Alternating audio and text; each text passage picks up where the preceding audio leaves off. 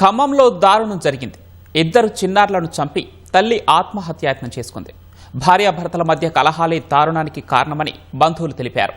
ఇద్దరు పిల్లలకు పురుగుల మందిచ్చిన తల్లి తాను బలవన్మరణానికి యత్నించింది.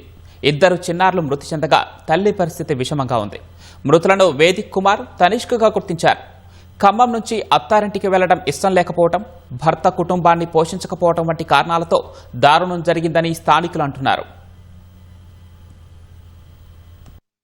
ఖమ్మం వచ్చి 1.5 year అయింది. ఇంటికి వెళ్దాం పోదామంటే రాను చికా చేస్తుంటే 2 days క్రితం నాన్న వచ్చింది, అమ్మాయికి బొమ్మని చెప్పింది. వస్తా అని చెప్పింది, రేపు ఈ రోజు ఇంటికి వెళ్ళాలి. వచ్చేసరికి ఇట్లా చేసింది. నాకు చెప్పడం కూడా చెప్పలేదు. ఏం చేసింది?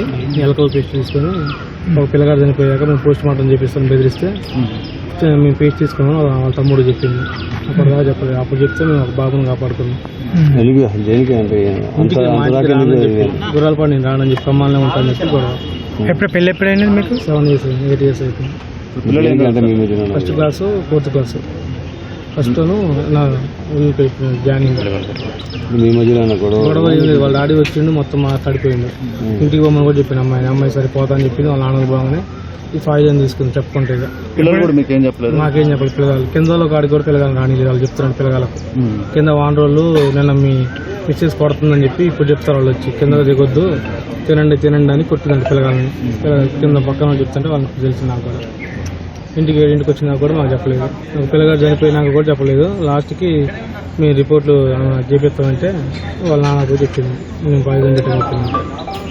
కూడా తీసుకుందా?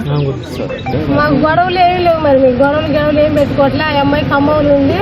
మరి కిరాయిలు కట్టి ఉండడం కలవట్లేదు. నేను ఉండను పోదా అమ్మాయి అంటే వాళ్ళ అమ్మ నాన్న చెప్తే వాళ్ళ అమ్మ నాన్న వచ్చారంట.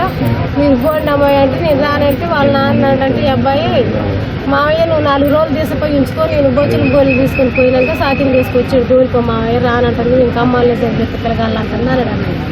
ఇద్దరు చనిపోయారమ్మా మన వాళ్ళు? ఇద్దరు మన వాళ్ళు. ఎక్కడైతే పిల్లగాలు తీసుకున్నా చదివించుకోండి అన్న. అయితే సంవత్సరం అయినాక వెళ్ళటా లేదు నాన్న. మరి అంటే మా ఇంటికా నుంచి పాలు పంపిస్తున్నాం, బియ్యం పంపిస్తున్నాం.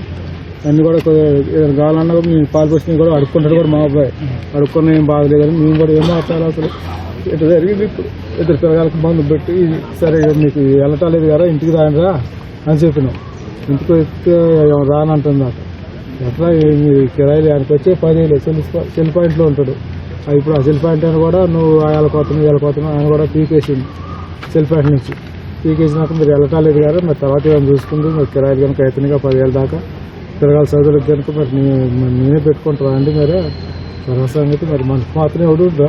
మాకు 3 ఎకరాల భూమి ఉంది. బాగానే రేట్లు కూడా ఉన్నాయి. 10 కోట్లు అమ్ముకొని పెట్టుకుంటే ఒకరికి అడిగి చేసి అమ్మలో ఉంటారు. మనకి వాళ్ళకి గొడవ అయింది. ఏం కావట్లే.